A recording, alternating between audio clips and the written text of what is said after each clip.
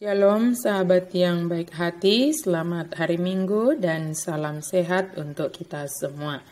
Marilah kita bersatu di dalam doa. Damai sejahtera Allah yang melampaui segala akal, itulah yang memelihara hati dan pikiranmu dalam Kristus Yesus Tuhan kita. Amin.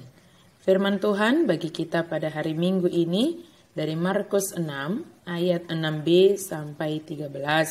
Secara lengkap kita baca masing-masing. Saya baca ayat 7 dan ayat 12. Ia memanggil ke-12 murid itu dan mengutus mereka berdua-dua. Ia memberi mereka kuasa atas roh-roh jahat. Lalu pergilah mereka memberitakan bahwa orang harus bertobat. Pergi dan beritakanlah firman Allah. Para murid diutus berpasangan, berdua-dua.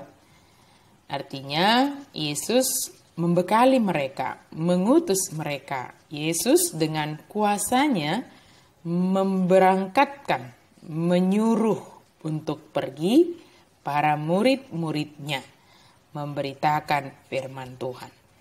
Dengan pergi sendiri-sendiri, mereka tentu dapat menjangkau lebih banyak daerah dari negeri itu.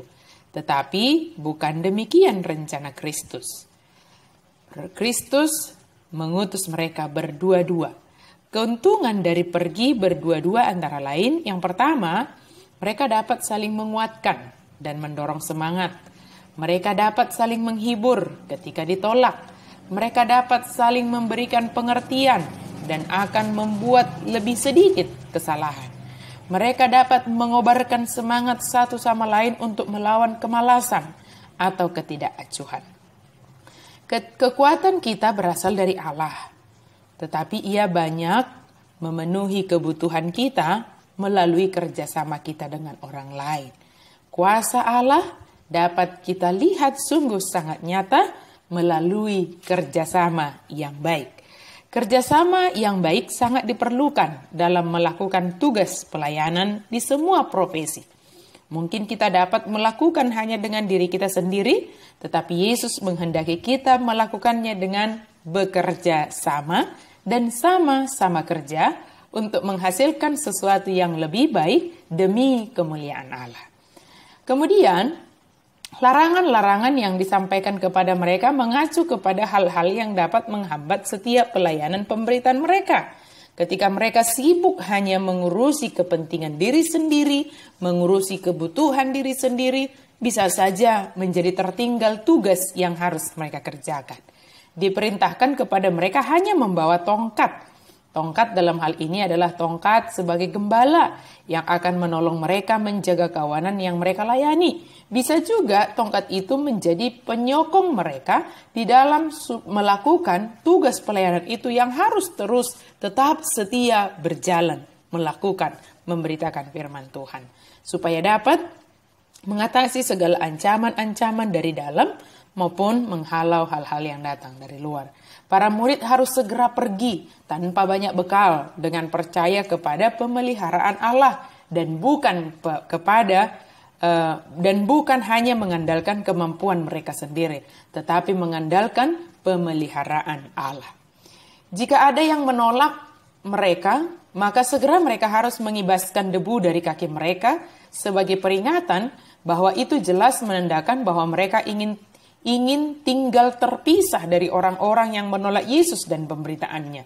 Yesus memperjelas bahwa barang siapa mendengar Injil bertanggung jawab atas apa yang mereka lakukan terhadap berita itu. Para murid tidak akan dipersalahkan jika berita itu ditolak, selama mereka dengan setia dan cermat menyampaikannya. Kita tidak bertanggung jawab apabila orang lain menolak berita keselamatan dari Kristus yang kita sampaikan. Tetapi kita bertanggung jawab untuk menyampaikan Injil, kabar baik itu dengan jelas dan dengan setia.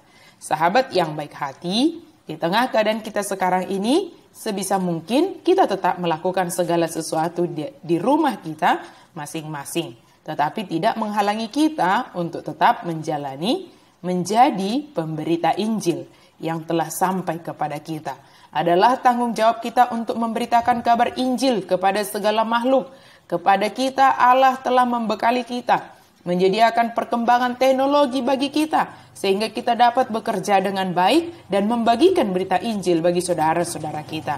Jika kita dalam kondisi menghadapi pergumulan, sakit penyakit, bahkan kedukaan karena keadaan ini, percayalah kepada Yesus yang sangat mengasihi kita. Dia berbelas kasih menguatkan, memampukan kita dalam menghadapi keadaan ini.